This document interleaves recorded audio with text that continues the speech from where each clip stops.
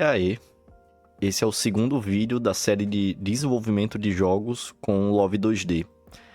Recapitulando, no vídeo anterior nós aprendemos como baixar a Love, né, na sua máquina. No meu exemplo eu utilizei o AppImage do Linux. E como criar nosso primeiro código, né, como desenhar coisas na tela. Dando continuidade, eu quero abordar um pouco sobre outras funções essenciais da framework, como a love.load e a love.update, que servem respectivamente para inicializar e atualizar, né, os objetos do nosso programa. E também quero mostrar como é possível a gente começar a movimentar nossos objetos na tela utilizando o teclado. A função love.load, seguindo a lógica dessa função love.draw, né? Se draw serve para a gente desenhar coisas na tela, load serve para carregar coisas relativas ao nosso programa, né? Ao nosso jogo. Então aqui, por exemplo, vai a inicialização do gerenciador de assets, né? Que serve para gerenciar texturas, arquivos de áudio, fonte, enfim, diferentes recursos que nosso jogo tenha. Gerenciador de cenas também, né? Começar a criar os objetos da primeira cena e assim sucessivamente. Então aqui não tem muito mistério. Ela é uma função que ela é chamada logo na inicialização da framework, né, da Love. Ela é chamada uma única vez. E é isso. O uso comum poderia dizer que é isso. Inicializar os recursos do nosso jogo. Então aqui, por exemplo, se eu inicializar, né? Se eu rodar isso aqui, eu vou ter a mensagem printada, né? Logo no começo. É isso, não tem muito mistério. A outra função, a love.update, como o nome sugere, também, né, ela serve para atualizar os objetos do nosso jogo. Então, aqui vai a lógica de movimentação do nosso personagem e dos inimigos também. O sistema de animação dos sprites, enfim, tudo que não envolve desenhar coisa na tela ou carregar, provavelmente vai aqui dentro, né? Porque tem outros callbacks também da Love. Então, por padrão, ela recebe esse parâmetro aqui. É o delta time. Que, simplificando bastante, esse valor aqui representa quantos segundos se passaram entre um frame e outro.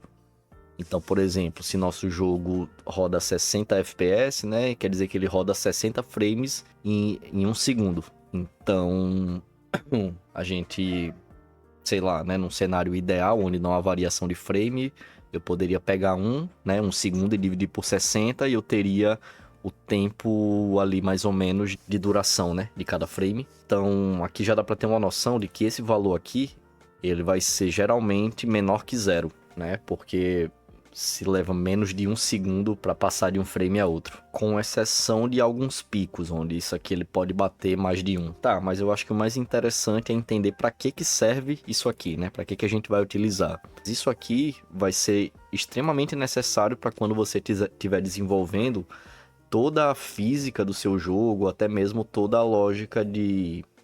qualquer lógica que envolva tempo, na realidade. Então, por exemplo, se eu quiser esperar por 2 segundos para realizar uma determinada ação, basta eu criar aqui um acumulador, por exemplo, local time, que começa com 0, e aí eu somo a ele o delta time.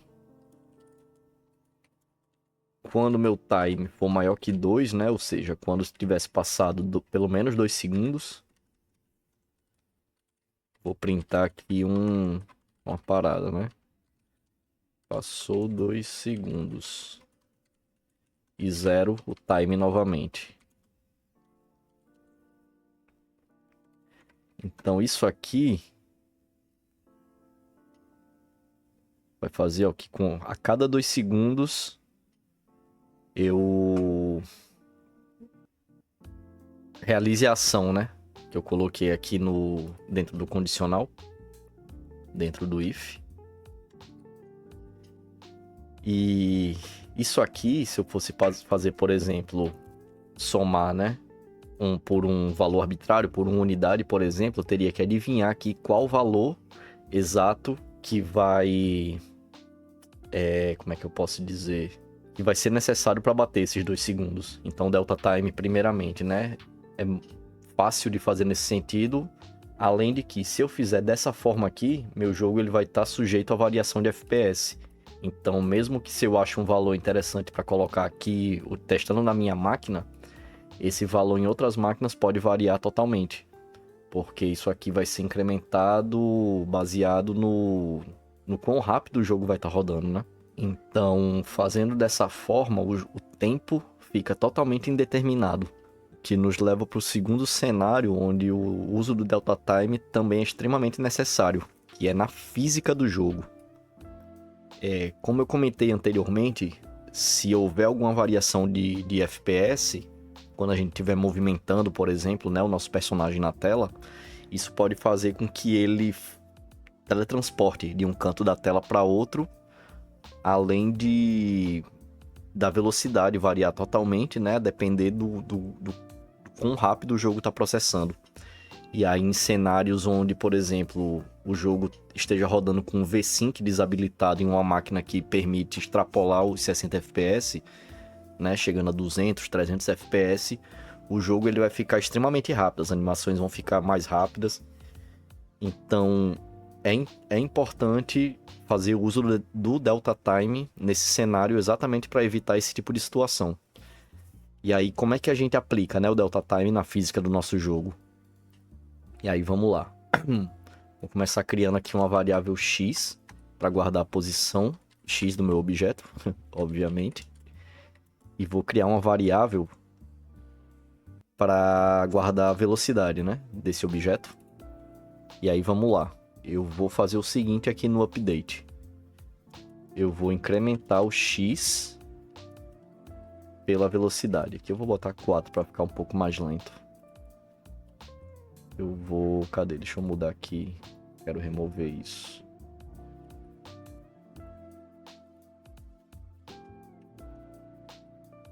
Opa, e aí correu rápido demais. Deixa eu botar menos. Botar 1 segundo.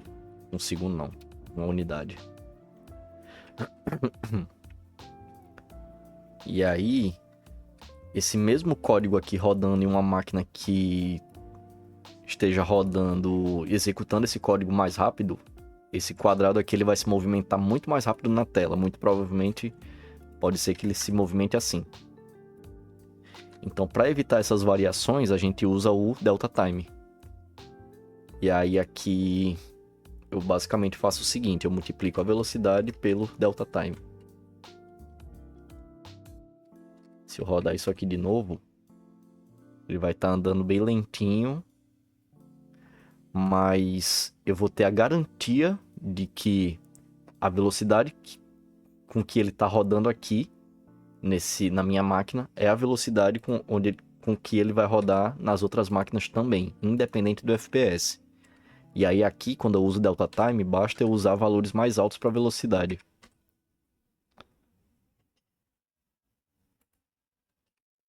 Um 120. Também é interessante.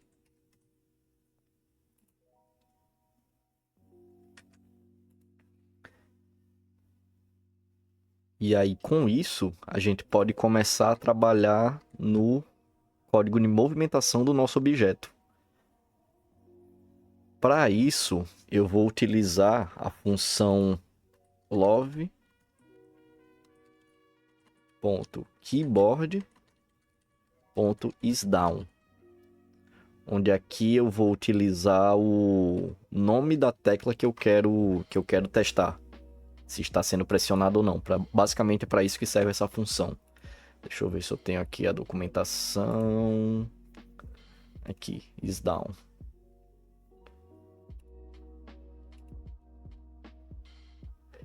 E aí aqui ele vai ter o conjunto de teclas que eu posso utilizar, o conjunto de nomes para todas as teclas. Aí vocês podem consultar isso aqui. No meu caso, eu quero testar para as setas do teclado. Aqui. As teclas de navegação. Então, up, down, left e right. E aí eu posso voltar aqui agora e... Vamos fazer o seguinte. Se eu estiver pressionando para a direita... right.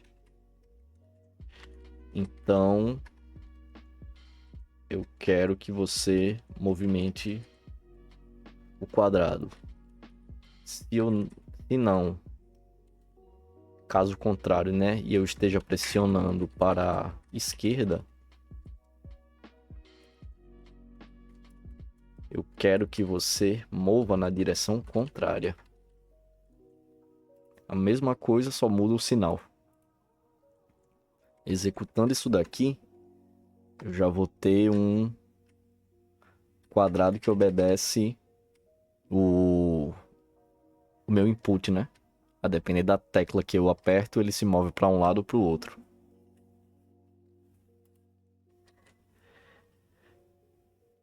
E é isso. Se você adicionar aqui mais opções, né, para cima e para baixo, por exemplo, alterando aqui uma outra variável y e colocar aqui, você já vai ter basicamente um código de um joguinho de movimentação de um joguinho top-down. Simples assim. Mas eu quero fazer uma parada um pouco diferente. Quero mostrar como é que, a partir desses conhecimentos aqui, a gente pode fazer um sisteminha de plataforma, de jogo de plataforma, né? Estilo Super Mario, Castlevania, coisas assim. E fazer um efeitozinho bem interessante de gravidade. E aí, basicamente, o que eu preciso para isso? Vou criar aqui uma variável y, para guardar a posição y, né? Meu objeto. Além disso, eu vou criar aqui uma variável de gravidade. Vai ser um valor constante. Eu não vou alterar isso aqui. Vou criar uma variável de aceleração, que vai inicializar em 0. E por enquanto acho que é isso. Aí vamos lá. Para começar, eu posso fazer o seguinte. A minha aceleração, ela tem que ir sendo incrementada pela gravidade aos poucos. Certo?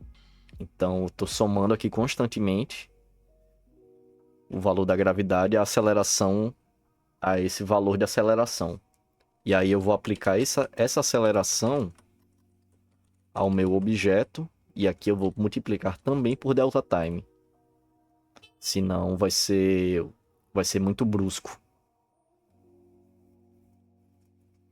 Com isso aqui, eu já vou ter um efeito bem interessante do personagem caindo, do objeto caindo.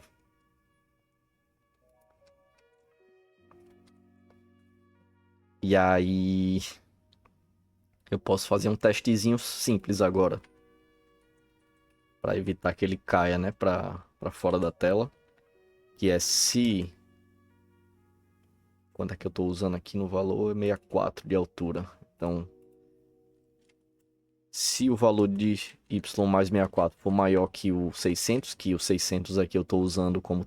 Na real, o tamanho padrão, né, da tela da Love é 600 da altura.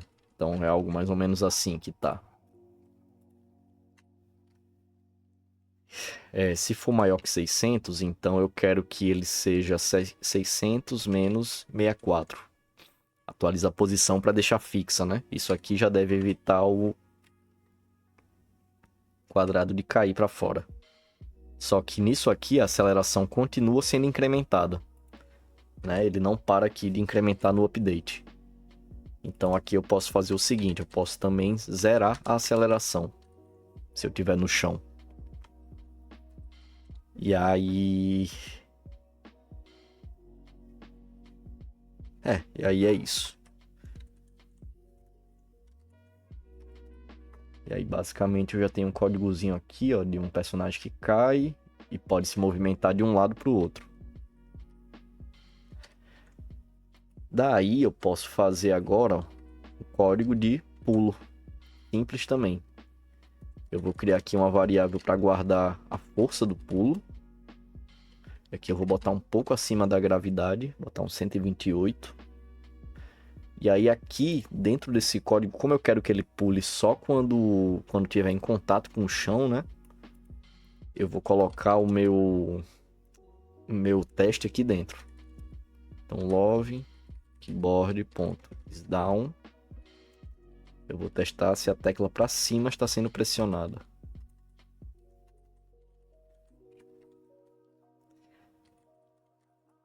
Aceleração. Ou seja, eu adiciono uma força no sentido inverso, né? Aqui, tô colocando menos jump force para ele ser impulsionado para cima, né? Ao invés de para baixo aqui.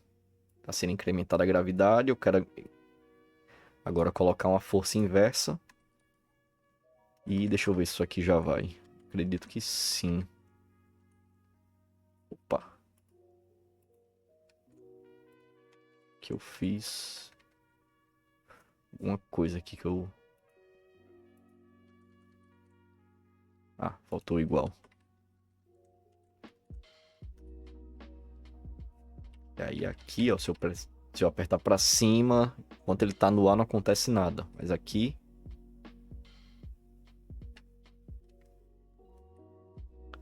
ele pula.